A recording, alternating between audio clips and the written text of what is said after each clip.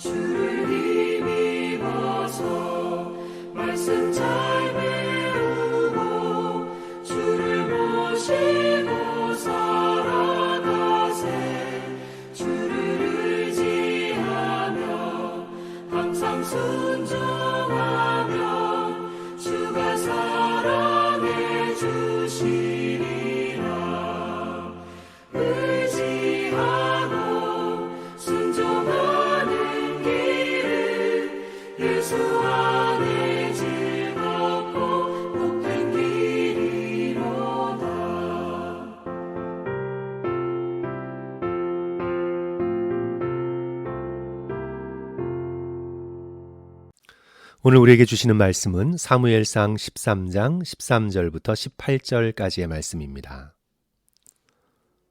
사무엘이 사울에게 이르되 왕이 망령되이 행하였도다. 왕이 왕의 하나님 여호와께서 왕에게 내리신 명령을 지키지 아니하였도다. 그리하였더라면 여호와께서 이스라엘 위에 왕의 나라를 영원히 세우셨을 것이거늘 지금은 왕의 나라가 길지 못할 것이라. 여호와께서 왕에게 명령하신 바를 왕이 지키지 아니하였으므로 여호와께서 그의 마음에 맞는 사람을 구하여 여호와께서 그를 백성의 지도자로 삼으셨느니라 하고 사무엘이 일어나 길갈에서 떠나 베냐민 기브아로 올라가니라. 사울이 자기와 함께한 백성의 수를 세어보니 600명가량이라. 사울과 그의 아들 요나단과 그들과 함께한 백성은 베냐민 게바에 있고 블레셋 사람들은 믹마스에 진쳤더니 노략군들이 세 대로 블레셋 사람들의 진영에서 나와서 한 대는 오브라 길을 따라서 수알 땅에 이르렀고 한 대는 벳호론 길로 향하였고 한 대는 광야 쪽으로 스보임 골짜기가 내려다 보이는 지역길로 향하였더라. 우리는 어제 본문에서 사울이 어떻게 하나님의 말씀을 무시하고 또 예배를 자신의 이득을 위한 수단으로 삼았는지를 살펴보았습니다. 선지자 사무엘을 통해 하나님께서 주신 기다리라는 말씀을 순종하지 않았습니다. 먼저 번제를 드려버렸습니다. 이제 오늘 본문에서 사무엘이 도착하죠. 번제를 멋대로 드려버린 사울을 꾸짖습니다. 인간적으로 볼 때 사울에 대한 동정심을 느낄 수 있습니다. 기다리라는 날까지 기다렸는데 선지자 사무엘은 오지도 않고 백성들은 블레셋을 두려워 흩어지고 무슨 수단을 써서라도 전쟁에서 이겨야 하겠는데 상황은 거꾸로 가는 것처럼 보이고 모르겠다. 기다릴 대로 기다렸으니 그냥 제사를 드려버리자. 그리하여 백성의 흩어짐을 면하고 싸움을 싸우게 하자. 사울처럼 긴급한 상황 가운데 놓인다면 어쩌면 우리들도 그렇게 하지 않았을까 생각하게 됩니다. 저 자신도 인내심이 없는 편이어서 오늘 본문을 보면서 마냥 사울을 비난만 할 수는 없을 것 같습니다. 그렇게 동정한다 하더라도 사실 사울은 넘지 말아야 할 선을 넘어버렸습니다. 왕이 건드려서는 안 될 제사의 영역까지 침범합니다. 레위 지파도 아니고 제사장도 아닌 왕이 자기 마음대로 번제와 화목제를 드릴 수는 없었습니다. 기다려야 했습니다. 하나님의 약속으로 백성들을 안심시켜야 했습니다. 사무엘을 통해 하나님이 기다리라고 말씀하셨으니 그 말씀을 신뢰하고 좀 더 기다리자. 이전의 전쟁에서도 하나님께서 놀라운 이적을 베푸셔서 승리를 가져다 주시 않으셨던가. 두려워하지 말고 인내하면서 우리 함께 기다리자. 왕으로서 그렇게 먼저 하나님을 신뢰하고 그 리더십으로 백성을 이끌었어야 하는데 사울은 그저 상황의 위급함만 봅니다. 하나님은 바라보지 않고 사람의 얼굴만 바라봅니다. 상황을 술책으로 타게 하려고만 합니다. 마음속에 하나님을 신뢰함이 없고 말씀을 존중함이 없습니다. 제사를 드리자마자 사무엘이 도착합니다. 사무엘이 몰래 숨어 사울이 범죄할 기회만 엿보았다가 짠 하고 나타나는 것이 성도 여러분 결코 아닙니다. 어떤 이상한 학자들은 이 부분을 사무엘이 늦게 온 것을 비난하려고 하는데 마치 사무엘이 사울을 시험에 들게 하려는 것처럼 그렇게 비난하려고만 하는데 성경을 하나님의 말씀으로 읽지 않은 오해입니다. 사울이 번제를 마음대로 드려버리자마자 사무엘이 온 것은 사울이 조금만 더 말씀을 신뢰하고 인내하는 믿음을 가졌더라면 하나님을 기쁘게 해드릴 수 있었다는 걸 의미합니다. 사무엘이 늦은 것 같아도 하나님의 약속의 말씀이 늦게 이루어지는 것 같아도 말씀을 신뢰하고 사무엘의 영적 리더십을 순종하며 겸손히 기다렸더라면 사울은 하나님을 신뢰하는 법을 더 배우게 되었을 것이고 결국 하나님의 축복을 받게 되었을 것입니다. 그러나 오늘 본문에서 축복 대신 저주를 받습니다. 13절 14절 말씀이죠. 사무엘이 사울에게 이르되 왕이 망령되이 행하였도다. 왕이 하나님 여호와께서 왕에게 내리신 명령을 지키지 아니하였도다. 그리하였더라면 여호와께서 이스라엘 위에 왕의 나라를 영원히 세우셨을 것이거늘 지금은 왕의 나라가 길지 못할 것이라. 하나님께서는 당신의 말씀을 이토록 무시하고 상황만 살피며 사람들에게 휩쓸리는 왕을 더 이상 이스라엘의 왕으로 삼으실 수 없으셨습니다. 그리하여 왕위가 다윗에게로 넘어가게 되지요. 성도 여러분, 오늘 이 말씀을 함께 읽고 들으면서 우리의 마음을 다시 새롭게 하여서 내가 내 인생을 하나님 말씀을 중심으로 살아가겠다 결단할 수 있는 그런 기회가 되었으면 좋겠습니다. 하나님의 말씀을 절대 기준으로 삼고 살 때에 흔들리지 않는 담대한 삶을 살게 됩니다. 흔히 듣는 이야기죠. 서커스의 외줄타기에서 가장 중요한 것이 시선입니다. 시선을 한 곳에 고정하는 겁니다. 균형을 잡고 한 걸음 한 걸음 걸어 나가기 위해서는 모든 정신을 다해 한 곳만 바라보고 나가야 합니다. 시선을 흐트러뜨리면 바로 추락입니다. 인생도 그렇습니다. 얼마나 시끄러운 소리들이 많습니까? 뉴스를 들어보고 유튜브를 듣고 또 아무리 사람들의 소리를 들어봐도 답이 없습니다. 자기들끼리도 서로 다릅니다. 상황에 눈을 돌려 우리의 중심을 잃어버리면 마음이 조급해지고 두려워집니다. 제가 지금 사람들의 소리에 귀를 막으라는 말씀이 아닙니다. 상황에 눈 감으라는 말씀도 아닙니다. 사람들의 소리도 잘 들어야 할 때가 있고 상황도 이성적으로 분석하여 판단할 때가 있습니다. 하지만 그 무엇보다 우리 인생의 중심은 살아계신 하나님의 말씀입니다. 우리가 시선을 고정해야 할 곳은 바로 오늘 우리에게 주시는 하나님의 그 생명의 말씀입니다. 우리의 마음을 하나님의 말씀에 드리지 못하고 그저 환경에 사람에게 나누어주고 빼앗기고 그렇게 갈기갈기 찢겨서 이렇게 흩어지게 되면 하나님의 말씀을 깨달을 수도 없고 그리하여 하나님의 기뻐하심을 얻지 못하게 됩니다. 14절 말씀 보십시오. 지금은 왕의 나라가 길지 못할 것이라 여호와께서 왕에게 명령하신 바를 왕이 지키지 아니하였으므로 여호와께서 그의 마음에 맞는 사람을 구하여 여호와께서 그를 그의 백성의 지도자로 삼으셨느니라. 여호와의 마음에 맞는 사람, 그 맞는 사람을 구하여 그의 백성의 지도자로 삼으셨습니다. 그가 누구입니까? 다윗이죠. 다윗이 왜 하나님의 마음에 맞는 사람입니까? 하나님의 말씀을 듣고 하나님을 구하며 하나님께 시선을 고정하기 때문이었죠. 그가 하나님의 마음에 맞는 바로 다윗이었습니다. 시편을 통해 그의 고백을 들어보십시오. 시편 19편 9절, 10절, 10절, 11절 여호와를 경외하는 도는 정결하여 영원까지 이르르고 여호와의 법도 진실하여 다 의로우니 금 곧 많은 순금보다 더 사모할 것이며 꿀과 송이꿀보다 더 달도다.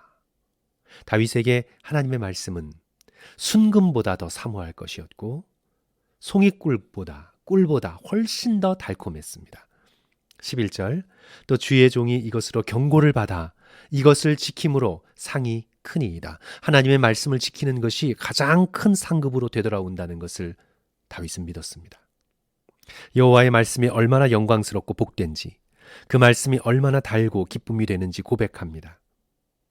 사랑하는 성도 여러분, 우리 모두 하나님의 말씀을 따라 사는 것이 가장 복된 것임을 믿고 순종으로 나아갈 수 있는 저와 성도들 되시기를 주님의 이름으로 간절히 축원합니다. 오늘 본문에서 저는 사울의 침묵이 마음에 많이 걸립니다. 선지자 사무엘이 하나님의 심판의 말씀을 전했습니다. 그런데 사울의 반응은 묵묵부답입니다. 침묵입니다. 내가 잘못했다고, 잘못을 깨닫게 되었다고, 그래서 회개한다고, 하나님으로부터 마음이 멀어졌습니다. 돌아올 수 있도록, 순종할 수 있도록 가르쳐 주소서. 이러한 노력이 전혀 없습니다. 완전한 침묵뿐입니다. 아니, 그럴 필요성마저 느끼지 않는 것 같습니다. 이제 왕이 되어 권력이 자기 손 안에 들어왔으니 사무엘의 말 따위는 필요치 않다 여기는 것 같습니다. 사울이 사무엘의 말을 듣고 난 후에 곧장 한 행동은 성도 여러분 수를 세는 것입니다. Numbers, 수를 카운트하는 겁니다. 사울이 자기와 함께한 백성의 수를 세어보니 수를 세지어 하나님의 말씀을 제쳐놓으면 숫자를 의지하게 됩니다. 성도 여러분, 숫자가 필요합니다. 숫자도 하나님께서 창조하신 거예요. 그러나 하나님보다 숫자를 더욱 의지하면 하나님의 말씀을 읽고 듣고 묵상하는 것보다 숫자를 더욱 의지하고 숫자에 안심하고 숫자에 마음이 흔들리면 그것은 패망의 길입니다. 숫자보다 믿고 의지할 분은 살아계신 하나님 한 분밖에 없습니다. 하나님의 입으로부터 나오는 거룩한 말씀이 숫자보다 훨씬 귀합니다. 후에 사울과는 다르게 사울에게서 났지만 영적으로는 완전히 다른 요나단이 사무엘상 14장 6절 끝부분에서 이렇게 고백합니다. 여호와의 구원은 사람의 많고 적음에 달리지 아니하였느니라. 숫자를 세워야 하지만 먼저 하나님을 믿고 의지하는 것, 그것이 더욱 중요합니다. 성도 여러분, 이렇게 훈련해 보세요. 이렇게 훈련해 보시면 숫자보다 하나님을 의지하는데 조금 도움이 되는 것을 느끼게 됩니다. 월급을 받을 때마다 또 혹은 통장의 숫자를 점검할 때마다 어쩌면 크레딧 카드를 쓸 때마다 돈을 쓸 때마다 영수증을 볼 때마다 카드 내역서를 볼 때마다 어쨌든 숫자를 대할 때마다 숫자가 눈앞에 보일 때마다 이렇게 기도하세요. 성도 여러분, 주님 감사합니다. 여호와 하나님께서 저의 필요를 채우심에 감사합니다.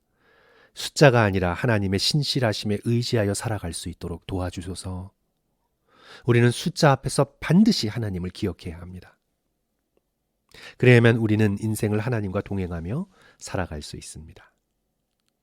꼭 기억하십시오. 숫자는 하나님과 함께 카운트해야 합니다. 우리가 잘 알듯 사무엘하 끝부분에 나오는 다윗의 인구조사 역시 하나님보다 숫자를 더 의지한 비극이지요. 오늘 이 본문의 말씀 속에서 다시 한번 우리의 마음이 하나님의 살아계신 말씀에 붙들려 있기를 간구하는 저와 성도들 되시기를 주님의 이름으로 간절히 축원합니다. 우리 같이 기도하겠습니다. 주님, 우리가 살고 있는 이 세대는 하나님의 말씀을 듣지 못하는 세대입니다. 들어도 반응하지 못하는 시대, 하나님의 말씀에 침묵하는 시대, 오직 숫자만을 의지하며 살아가는 불의한 시대입니다. 이런 시대적 흐름 가운데 저희들의 마음을 지켜주소서.